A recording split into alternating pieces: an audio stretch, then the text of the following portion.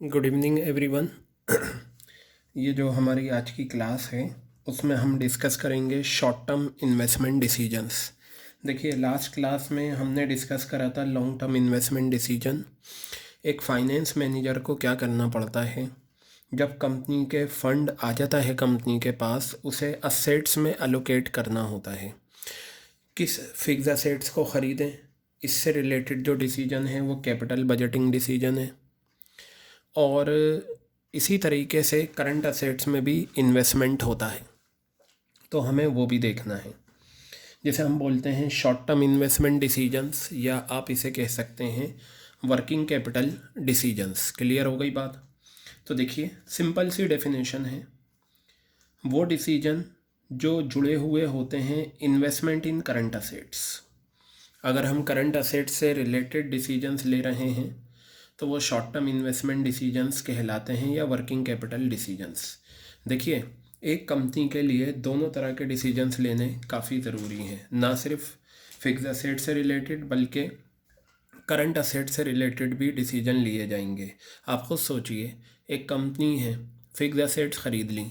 अब fix assets आ गई, fix assets में मटेरियल जाएगा तभी तो बनेगा। अगर मटेरियल ही नहीं जाएगा तो प्रोडक्ट कहाँ से बनेगा?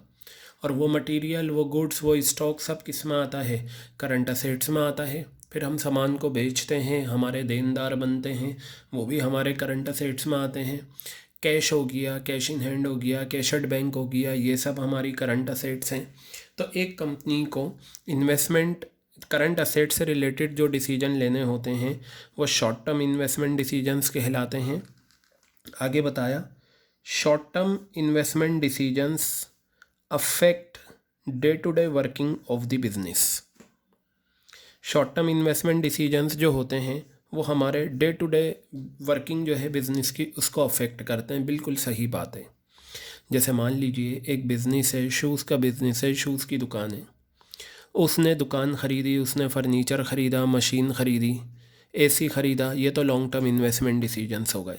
लेकिन जो उसकी डेली की अर्निंग होगी वो तो गुड्स को बेचकर होगी। तो शॉर्ट टर्म इन्वेस्टमेंट डिसीजन हमारी रोज़ाना की वर्किंग को अफेक्ट करते हैं।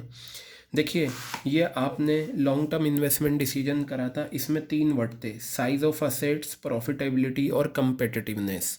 जहाँ ये तीनों वर्ड आएंगे तो वो कैपिटल बजटिंग डिसीजन है। इसी तरीके से शॉर्ट टर्म इन्वेस्टमेंट डिसीजन में भी आता है। शॉर्ट टर्म इन्वेस्टमेंट डिसीजन क्या करते हैं? लिक्विडिटी और प्रॉफिटेबिलिटी, इन दोनों को इन्फ्लुएंस करते हैं, क्योंकि short term assets are more liquid but less profitable. सही बात है। शॉर्ट टर्म असेट्स जो होती हैं वो बहुत जल्दी कैश में कन्वर्ट हो जाती हैं। लिक्विड का मतलब कैश में कन्वर्ट होना। जैसे शूज़ हैं, शूज़ बेचेंगे, कैश आ जाएगा तो हम कहेंगे कैश में कन्वर्ट हो गए। हम अपने देनदारों को उधार में सामान बेचते हैं, हमारे देनदार बनते हैं, ठीक है, वो हमें कैश दे देंगे तो कैश में कन्वर्ट हो गए। तो वही बात है, शॉर्ट टर्म असेट्स जो होती हैं जल्दी कैश में लिक्विड हो जाती हैं as compare to long term assets. ठीक है, तो बेटा ये याद रखना, जहाँ लिक्विडिटी या प्रॉफिटेबिलिटी, वो ये पूछेंगे कि बताइए कौन सा डिसीजन ऐसा है जो लिक्विडिटी और प्रॉफिटेबिलिटी को इन्फ्लुएंस करता है, आप कहेंगे शॉर्ट टर्म इन्वेस्टमेंट डिसीजन। तो ये पॉइंट बहुत इंपॉर्टेंट है, कई बार एक नंबर में पूछा गया है। Similarly efficient cash management, cash हमारे क्या है? Current assets. इन्वेंट्री भी हमारी क्या है? करंट असेट्स है। तो एफिशिएंट कैश मैनेजमेंट या इन्वेंट्री मैनेजमेंट या रिसीवेबल, रिसीवेबल में आता है बेटा डेटर्स प्लस बीआर। ठीक है, तो चाहे डेटर्स रिसीवेबल का मैनेजमेंट हो, चाहे इन्वेंट्री का हो, चाहे कैश का हो, ये इसेंशियल इंग्रेडिएंट्स हैं वर्किंग कैपिटल के। मतलब कैश जो है वो हमारे लिए बहुत ज़रूरी है, इन्वेंट्री जो हमारा प्रोडक्ट जिस चीज़ से बनता है, रिसीवेबल देनदार जो होते हैं, ये सारे। तो ये दोनों ही पॉइंट आपके बहुत इंपॉर्टेंट हैं, आपको इन्हें ध्यान में रखना है। अब इन्होंने ये वर्किंग कैपिटल की डेफिनेशन बताई। वर्किंग कैपिटल का फॉर्मूला आपने कर ही रखा है। क्या करा था? वर्किंग कैपिटल का फॉर्मूला था करंट असेट्स माइनस क्या है? Current liabilities. Current assets minus current liabilities. Clear है बात? तो अब यहाँ पर देखिएगा आप, क्या कहा? Axis of current assets over current liabilities. ठीक है, करंट असेट्स का ज़्यादा होना करंट लाइबिलिटीज़ से क्या कहलाता है? Working capital. तो अब मैं बात करता हूँ ग्रॉस वर्किंग कैपिटल और नेट वर्किंग कैपिटल क्या होता है। डेफिनेशन है, ठीक है, तो इसे आप चाहें तो कर लें और नहीं चाहें तो कोई बात नहीं। नेट वर्किंग कैपिटल को ही वर्किंग कैपिटल कहा जाता है। देखिए, इसका मतलब होता है करंट असेट्स ज़्यादा होना, करंट लाइबिलिटीज़ कम होना। अगर करंट असेट्स ज़्यादा हैं, करंट लाइबिलिटीज़ कम है, ठीक है, तो बेटा वो क्या है, वर्किंग कैपिटल है। और अगर करंट लाइबिलिटीज़ ज़्यादा है, करंट असेट्स कम है, तो हम उसे कहेंगे नेगेटिव। वर्किंग कैपिटल क्या है, नेगेटिव है, जहाँ पर करंट लाइबिलिटीज़ ज़्यादा, करंट असेट्स कम होती हैं। ग्रॉस वर्किंग कैपिटल का मतलब सिंपल सा ये होता है कि investment in all current assets, ठीक है। यहाँ करंट लाइबिलिटीज़ इंक्लूड नहीं है, वर्किंग कैपिटल में करंट लाइबिलिटीज़ इंक्लूड हैं। तो ये तो एक इसका, ये आप पूरा अच्छे से प्रिपेयर करना। वर्किंग कैपिटल का ये पार्ट तो सिर्फ समझाने के लिए था, ठीक है, नहीं भी करें तो चलेगा, बस नाम याद रखना। वर्किंग कैपिटल को नेट वर्किंग कैपिटल भी बोलते हैं। मेन चीज़ ये है। अब आ गए फैक्टर अफेक्टिंग, काफ़ी इम्पोर्टेंट है। इसका मतलब ये है, ये जो फैक्टर अफेक्टिंग दे रखे हैं, ये जो नीचे आपके फैक्टर्स हैं, इनकी वजह से हमारी वर्किंग कैपिटल पे क्या असर पड़ेगा। आपको ये बताना है वर्किंग कैपिटल बढ़ेगी या कम होगी। हर पॉइंट में आपको यही बताना है, वर्किंग कैपिटल बढ़ेगी या कम होगी, वर्किंग कैपिटल बढ़ेगी या कम होगी। कितने पॉइंट हैं ये, 1 2 3 4 5 6 7 8 9 10 11 12 13 पॉइंट है। सर क्या हमें 13 करने, बिल्कुल 13 करने, क्योंकि कहीं से भी कुछ भी पूछा जा सकता है और स्टोरी में कोई सा भी पॉइंट आ सकता है। बहुत इजी है, देखिए कितनी आसानी से ये सारे पॉइंट्स आपको याद हो जाएंगे और आपको बिल्कुल भी परेशानी नहीं होगी वर्किंग कैपिटल का ये फैक्टर्स करने में। बस हर पॉइंट में आपको ये बताना है वर्किंग कैपिटल बढ़ेगी या कम होगी, बढ़ेगी या कम होगी। क्लियर हो गई बात। और जब भी मैं वर्किंग कैपिटल की बात करूँगा, आपके दिमाग में 2 चीज़ें आएंगी, एक आएगा इन्वेंट्री और एक आएगा कैश, ठीक है। जब भी मैं कहूँ कैश बढ़ गया तो इसका मतलब वर्किंग कैपिटल बढ़ गई, कैश कम हो गया वर्किंग कैपिटल कम हो गई। इन्वेंट्री ज़्यादा रख रहे हैं तो वर्किंग कैपिटल, मतलब ये जो वर्किंग कैपिटल की डेफिनेशन है ना, इन्वेंट्री कैश, ये वर्किंग कैपिटल का ही पार्ट है। ये जो सारे पॉइंट्स हमें समझने हैं इन्वेंट्री और कैश के सेंस में समझने। अगर इन्वेंट्री बढ़ जाएगा तो मैं कहूँगा वर्किंग कैपिटल बढ़ गया, इन्वेंट्री कम होगा मैं कहूँगा वर्किंग कैपिटल कम हो गया। कैश बढ़ जाएगा मैं कहूँगा भाई वर्किंग कैपिटल बढ़ गया, कैश कम हो जाएगा मैं कहूँगा भाई वर्किंग कैपिटल कम हो गया। क्लियर हो गई बात ये। चलिए अब हाउ टू लर्न 13 पॉइंट्स, किस तरीके से हम 13 पॉइंट्स करेंगे। देखिए बहुत आसान है याद करना। 3 पॉइंट तो साइकिल से रिलेटेड है, operating cycle, business cycle, production cycle. Clear है। 3 पॉइंट किससे रिलेटेड है, ऑपरेटिंग साइकिल, बिजनेस साइकिल और प्रोडक्शन साइकिल। तो हम इसी तरीके से चलेंगे। मैं ये सारे पॉइंट्स है ना, वैसे तो मैंने इसमें भी बहुत कंसाइज करे हैं, फिर भी मैं आपको यहाँ पर समझा देता हूँ ताकि आपको याद करना आसान हो। जैसे पहला पॉइंट है length of operating cycle, length of operating cycle, ठीक है। लेंथ का मतलब साइज। सबसे पहले हम ये जानते हैं ऑपरेटिंग साइकिल क्या होती है, ठीक है। ऑपरेटिंग साइकिल का मीनिंग क्या होता है, देखिए बेटा, देखिएगा क्या कहा। ऑपरेटिंग साइकिल का मतलब टाइम पीरियड, कितना टाइम लगता है प्रोडक्शन में, कितना टाइम लगता है प्रोडक्शन में। अब ये बताया ये साइकिल चलती कहाँ से है, ये शुरू होती है रॉ मटेरियल के हासिल करने से और एंड हो जाती है जब पेमेंट रिसीव हो जाती है सेल के बाद। चलिए मैं आपको ये साइकिल बना देता हूँ। ये देखिए ये रॉ मटेरियल है। किसी भी प्रोडक्ट की ज़िंदगी में जो सबसे पहला स्टेज आता है वो क्या आता है, रॉ मटेरियल का, ठीक है। जैसे आप मान लीजिए शर्ट बनाना चाह रहे हैं या कमीज़ बनाना चाह रहे हैं, तो कमीज़ के लिए कपड़ा क्या है, फैब्रिक रॉ मटेरियल है। इस रॉ मटेरियल को हम कन्वर्ट करते हैं, रॉ मटेरियल को बनाना शुरू करते हैं, तो वो बनता है सेमी फिनिश गुड्स। क्या बनता है, सेमी फिनिश गुड्स। ये बन गया बेटा। इसका दूसरा नाम होता है WIP, work in progress. Clear है। फिर ये जो सेमी फिनिश गुड्स है ये फिनिश हो जाता है, क्या हो जाता है, ये फिनिश गुड्स हो जाता है। सेमी फिनिश गुड्स क्या बन गया, फिनिश गुड्स बन गया। इसे वर्क इन प्रोग्रेस भी बोलते हैं। अब प्रोडक्ट बनकर तैयार है, इस प्रोडक्ट को हम सेल करते हैं, ठीक है। अगर हमने उधार में बेचा है तो हमारे डेटर्स बनेंगे,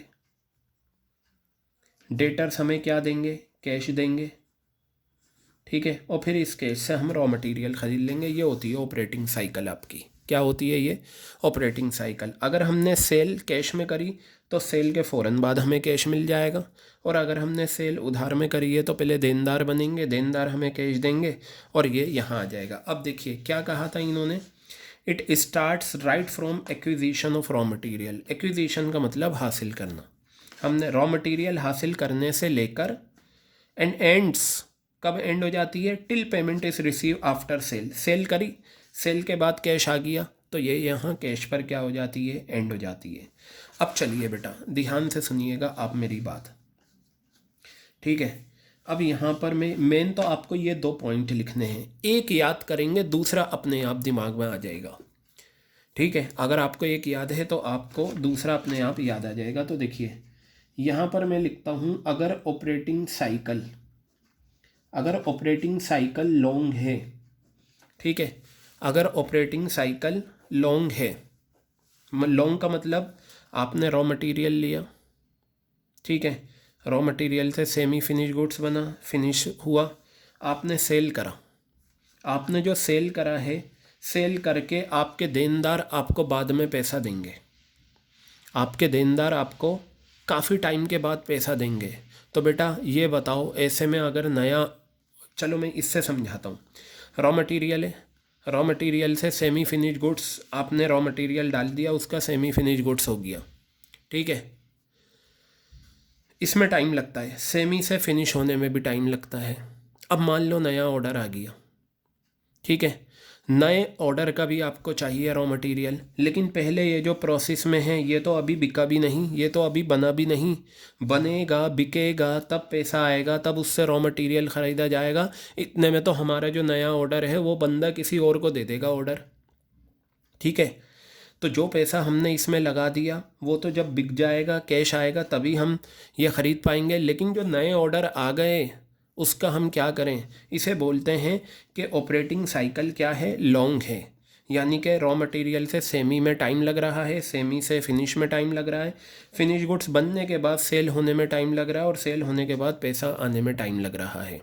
तो बेटा अगर ऐसा होता है, ऑपरेटिंग साइकिल लॉन्ग है, ठीक है, और आपके पास नए ऑर्डर आ रहे हैं, तो आपको ज़्यादा वर्किंग कैपिटल की ज़रूरत है। ज़्यादा वर्किंग कैपिटल का मतलब आपके पास ज़्यादा, जब भी मैं कहूँ ना ज़्यादा वर्किंग कैपिटल या कम, तो आपके दिमाग में कैश आना चाहिए। जहाँ इन्वेंट्री आएगा वो मैं बता दूंगा।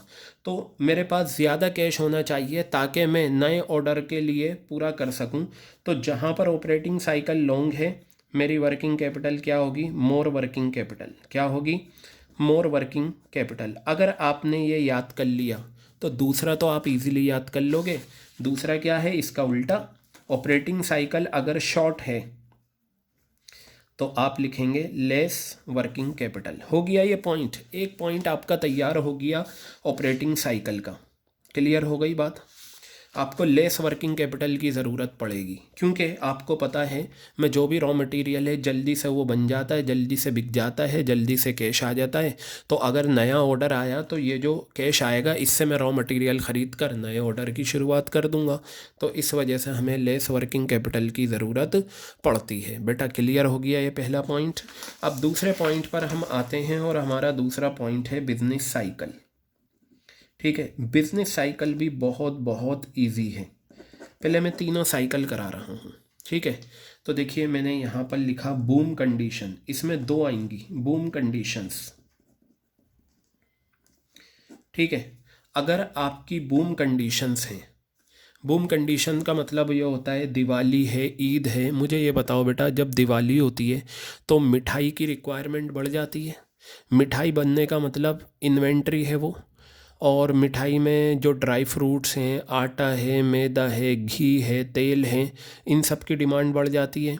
तो जो हलवाई होता है उसे ज़्यादा स्टॉक मेंटेन करना होता है, उसे ज़्यादा इन्वेंट्री मेंटेन करनी होती है, ताकि जो नए ऑर्डर आ रहे हैं उन्हें जल्द से जल्द पूरा किया जा सके। ठीक है, इसी तरीके से ईद जब आती है तो जो आप देखते हैं रमज़ान में कपड़े की डिमांड बढ़ जाती है, लोग नए नए सूट पहनते हैं ईद पर। तो जो कपड़ा बेचने वाले होते हैं वो ज़्यादा से ज़्यादा इन्वेंट्री रखते हैं कपड़े का, यानी कि स्टॉक ज़्यादा से ज़्यादा होना चाहिए उनके पास इन्वेंट्री का।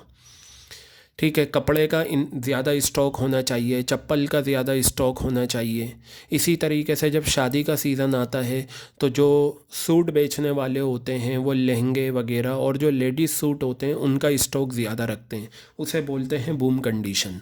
तो बेटा ये बताओ, जब बूम कंडीशन होगी यानी कि फेस्टिवल का टाइम आएगा तो एक बिजनेसमैन को ज़्यादा वर्किंग कैपिटल की ज़रूरत है या कम?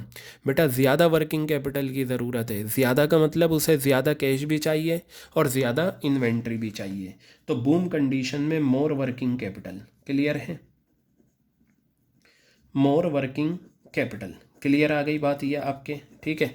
और बेटा अगर डिप्रेस्ड कंडीशन से, ठीक है, यानी कि मार्केट हल्की है, आप देखते हैं जैसे ही कोई फेस्टिवल पूरा होता है उसके बाद कंडीशन हल्की हो जाती हैं। जैसे दिवाली है, दिवाली पर हल्दीराम की मिठाई बहुत बिकती है, लेकिन जैसे ही दिवाली ओवर हो जाती है तो उसके बाद सेल क्या हो जाती है?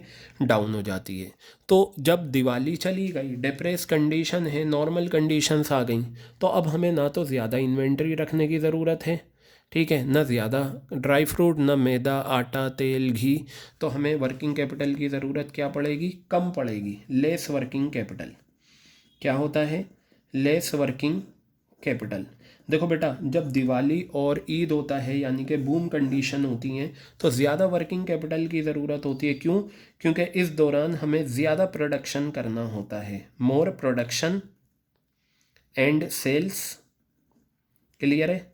और यहाँ पर less production and sales, less production and sales. बताइए, क्लियर हो गई बात ये? तो ये दूसरा साइकिल हमने कर लिया। आपको याद कैसे करना है? आपको याद करना है, जब भी बिजनेस साइकिल की बात आए आप बूम और डिप्रेस कंडीशन दिमाग में ले आना, बस यही बिजनेस साइकिल का मीनिंग है। अब आ जाओ प्रोडक्शन साइकिल। याद करने के आसान तरीके हैं। तीसरा पॉइंट आ गया प्रोडक्शन साइकिल। देखते हैं प्रोडक्शन साइकिल क्या होती है। बेटा ये तो पूरी आपकी क्या थी? ऑपरेटिंग साइकिल थी। लेकिन यहाँ तक, ठीक है, रॉ मटेरियल से लेकर फिनिश गुड्स तक, ये आपकी इतना हाफ जो है राइट हैंड का, ये जो डी बना है ये आपकी प्रोडक्शन साइकिल है। क्या है बेटा? ये आपकी प्रोडक्शन साइकिल है। इसका मतलब ये है, प्रोडक्शन साइकिल का जो मीनिंग है वो क्या है? कितना टाइम लगता है, ठीक है, कितना टाइम लगता है रॉ मटेरियल से लेकर फिनिश गुड्स तक बनने में। क्योंकि बेटा रॉ मटेरियल है, सेमी बनेगा, सेमी से फिनिश होगा, टाइम लगेगा, इसी को प्रोडक्शन साइकिल कहा जाता है। तो पहले डेफिनेशन की तरफ हम आते हैं प्रोडक्शन साइकिल की, फिर हम आगे बढ़ेंगे। तो बताया प्रोडक्शन साइकिल टाइम स्पेन, कितना time between receipt of raw material, raw material आने से लेकर और उनका conversion into finish goods, raw material से लेकर फिनिश गुड्स तक में कितना टाइम लगेगा। ठीक है, अब ज़रा देखिए बेटा, अब मैं यहाँ पर लेता हूँ डेफिनेशन, तो मैंने समझा दी। प्रोडक्शन साइकिल अगर आपकी लॉन्ग है, ठीक है, प्रोडक्शन साइकिल अगर आपकी लॉन्ग है, ठीक है, तो सवाल ये है कि हमें ज़्यादा वर्किंग कैपिटल की ज़रूरत पड़ेगी या कम। अगर प्रोडक्शन साइकिल लॉन्ग है तो हमें ज़्यादा वर्किंग कैपिटल की ज़रूरत पड़ेगी। क्यों पड़ेगी मैं आपको बताता हूँ। क्योंकि बेटा देखो यहाँ रीज़न भी दे रखा है, because of increase in the amount of funds required for raw material and expenses like in case of manufacturing of motor cars. जब हम मोटर कार्स की मैन्युफैक्चरिंग करते हैं तो बेटा होता क्या है, रॉ मटेरियल की रिक्वायरमेंट ज़्यादा होती है, ख़र्चे भी होते हैं। अब हमने पैसा तो इसमें लगा दिया, अभी प्रोडक्ट बनेगा। प्रोडक्शन साइकिल लॉन्ग का मतलब रॉ मटेरियल से फिनिश गुड्स तैयार होने में टाइम लग रहा है। तो अगर इसमें टाइम लग रहा है तो अगर हमारे पास नए ऑर्डर आते हैं उनके लिए रॉ मटेरियल ख़रीदना है, कहाँ से ख़रीदेंगे? तो हमें पहले से ज़्यादा वर्किंग कैपिटल की ज़रूरत पड़ेगी। और अगर आपकी प्रोडक्शन साइकिल शॉर्ट है तो बेटा इसका अपोजिट हो जाएगा लेस वर्किंग कैपिटल। और देखो ट्रिक देखो, जो ऑपरेटिंग साइकिल का कॉन्सेप्ट है वही production cycle. Operating cycle long होगी, मोर वर्किंग कैपिटल, शॉर्ट होगी लेस। प्रोडक्शन साइकिल लॉन्ग होगी, मोर वर्किंग, शॉर्ट होगी लेस। लेकिन बिजनेस साइकिल में लॉन्ग शॉर्ट की बात नहीं होगी, इसमें बूम और डिप्रेस की बात होगी। क्लियर हो गई? बाकी प्रोडक्शन ऑपरेटिंग साइकिल का मीनिंग आपको याद करना है, प्रोडक्शन साइकिल का मीनिंग याद करना है, बिजनेस साइकिल आपकी यही होती है। तो ऑपरेटिंग और प्रोडक्शन दोनों में जो कॉमन है वो क्या है? दोनों लॉन्ग होंगे तो दोनों में ज़्यादा वर्किंग कैपिटल, दोनों शॉर्ट होंगे तो दोनों में कम वर्किंग कैपिटल। क्लियर हो गई बात ये? अब इसके बाद आपका जो अगला पॉइंट है वो मैं आपको बता दूं। 3 पॉइंट तो साइकिल से रिलेटेड हो गए, ठीक है, और 3 पॉइंट आपके किससे रिलेटेड हो गए? साइकिल से रिलेटेड। आप इसे आगे पीछे करके कर सकते हैं, ठीक है, ताकि आपके लिए आसानी हो। अब मैं नेक्स्ट पॉइंट लेता हूँ, नेचर ऑफ बिजनेस। क्या लेता हूँ? Nature of business. बेटा इसमें 3 चीज़ें आएंगी और इससे अक्सर पूछा जाता है, ठीक है। मैं इसमें लिखता हूँ ट्रेडिंग बिजनेस, ट्रेडिंग बिजनेस, ठीक है, मैन्युफैक्चरिंग बिजनेस, मैन्युफैक्चरिंग बिजनेस, और सर्विस बिजनेस। सर्विस इंडस्ट्रीज होती हैं, सर्विस बिजनेस। तीनों के बारे में आपको देखना है कि कहाँ पर क्या ज़रूरत पड़ेगी। बेटा चलिए मैं बात करता हूँ। सवाल ये है, क्या ट्रेडिंग बिजनेस को ज़्यादा वर्किंग कैपिटल की ज़रूरत होती है? बेटा सुनिए मेरी बात, जो ट्रेडिंग बिजनेस होता है उन्हें कुछ प्रोडक्शन तो करना ही नहीं होता, ना उन्हें रॉ मटेरियल रखने की ज़रूरत है। जैसे फॉर एग्ज़ाम्पल एक पेस्ट्री की दुकान है, लेकिन वो पेस्ट्री ख़ुद नहीं बनाते। वो करते क्या हैं, बनी बनाई पेस्ट्री ली और बेच दी, बनी बनाई ली और बेच दी। तो ना उन्हें रॉ मटेरियल रखने की ज़रूरत, ना उन्हें और दूसरी चीज़ें रखने की ज़रूरत। तो वहाँ ट्रेडिंग बिजनेस में आपको ज़्यादा वर्किंग कैपिटल की ज़रूरत नहीं होती, लेस वर्किंग कैपिटल की ज़रूरत होती है। क्या होती है? Less working capital. वजह? No production. यहाँ पर क्या होता है? कोई प्रोडक्शन नहीं होता। मेन जो चीज़ है ना वो है लेस और मोर। हर पॉइंट में आपको लेस और मोर करके बताना होगा, तभी मार्क्स मिलेंगे। मैन्युफैक्चरिंग बिजनेस में क्या होता है, आप प्रोडक्ट बनाकर बेचते हो। तो बेटा ये बताओ, जब आप मैन्युफैक्चरिंग करोगे तो आपको तो रॉ मटेरियल चाहिए।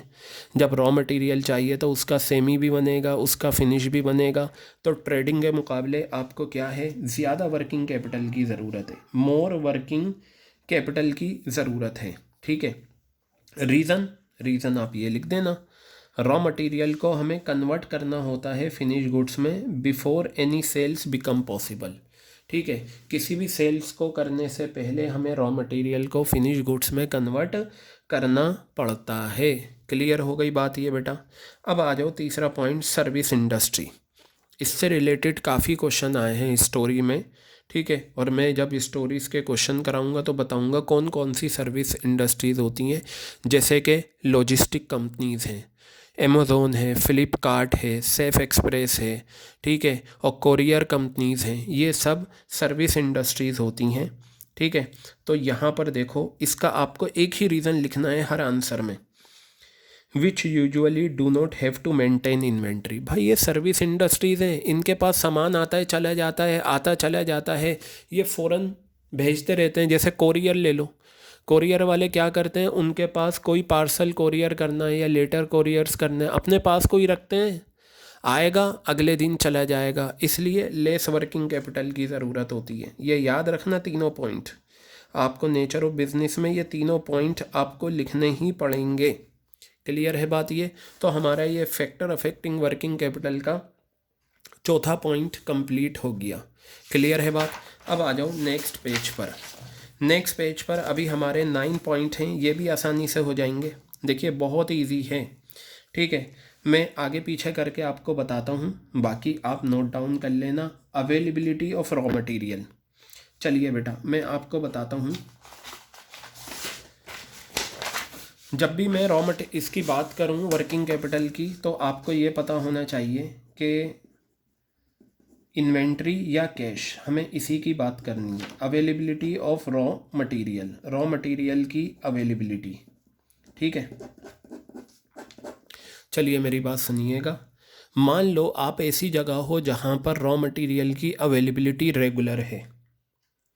आप ऐसी जगह हो जहाँ पर रॉ मटेरियल की अवेलेबिलिटी रेगुलर है, तो वहाँ पर बेटा आपको ज़्यादा वर्किंग कैपिटल की ज़रूरत नहीं है। जैसे फॉर एग्ज़ाम्पल आप पुरानी दिल्ली में हो और आप एक रेस्टोरेंट चलाते हो जिसमें आप नॉन वेज की डिशेस सेल करते हो, जैसे कौरमा, बिरयानी, नहारी और चिकन की वेरियस आइटम्स।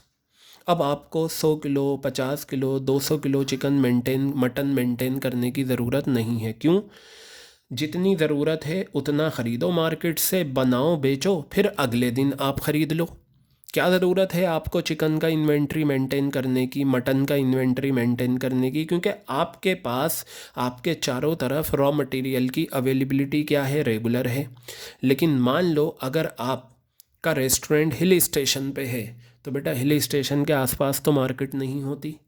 अगर आप मान लो चिकन आपका ख़त्म हो गया, मटन ख़त्म हो गया, तो वो आपका शहर से आएगा, आने में टाइम लगेगा, इतने में जो कस्टमर है वो चला जाएगा, इतने में जो ऑर्डर आए हैं वो पूरे नहीं होंगे। तो अगर रॉ मटेरियल की अवेलेबिलिटी आपकी रेगुलर नहीं है, तब आपको ज़्यादा इन्वेंट्री, वो ज़्यादा वर्किंग कैपिटल की ज़रूरत पड़ेगी। और अगर रॉ मटेरियल की अवेलेबिलिटी आपकी क्या है, रेगुलर है, तो कम वर्किंग कैपिटल। तो मैं यहाँ लिखता हूँ availability of raw material, availability of raw material, raw material की अगर अवेलेबिलिटी आपकी कॉन्टीन्यूस है, ठीक है, रेगुलर है, जैसे पुरानी दिल्ली में होटल है, तो लेस वर्किंग कैपिटल, आपको ज़्यादा स्टॉक मेंटेन करने की ज़रूरत नहीं है। रीज़न भी दे रखा है, ठीक है। क्योंकि देखो यहाँ ये है, अगर रॉ मटेरियल की अवेलेबिलिटी और अदर मटेरियल की अवेलेबिलिटी आपके पास है, तो लोअर लेवल ऑफ स्टॉक आप मेंटेन करेंगे, less working capital will be required. आप इतना ही लिख देंगे चलेगा। और अगर रॉ मटेरियल की अवेलेबिलिटी इर्रेगुलर है या लेस है, लेस या इर्रेगुलर, ठीक है, जैसे आप हिल स्टेशन पे होटल है, तो आपको ज़्यादा वर्किंग कैपिटल की ज़रूरत है, आप ज़्यादा स्टॉक मेंटेन करके चलोगे। क्लियर है? कश्मीर में लोग क्या करते हैं, 3-3 महीने का खाना, अनाज वगैरह स्टॉक करके चलते हैं, क्योंकि जब वहाँ पर आइस, स्नो गिरती है तो वहाँ पर रास्ते बंद हो जाते हैं, खाने पीना रुक जाता है, तो लोग स्टॉक मेंटेन करके चलते हैं ताकि उससे वो अपना 3-4 महीने निकाल सकें। क्लियर हो गई बात या नहीं? चलिए बेटा ये पॉइंट भी हमारा हो गया, अवेलेबिलिटी ऑफ रॉ मटेरियल।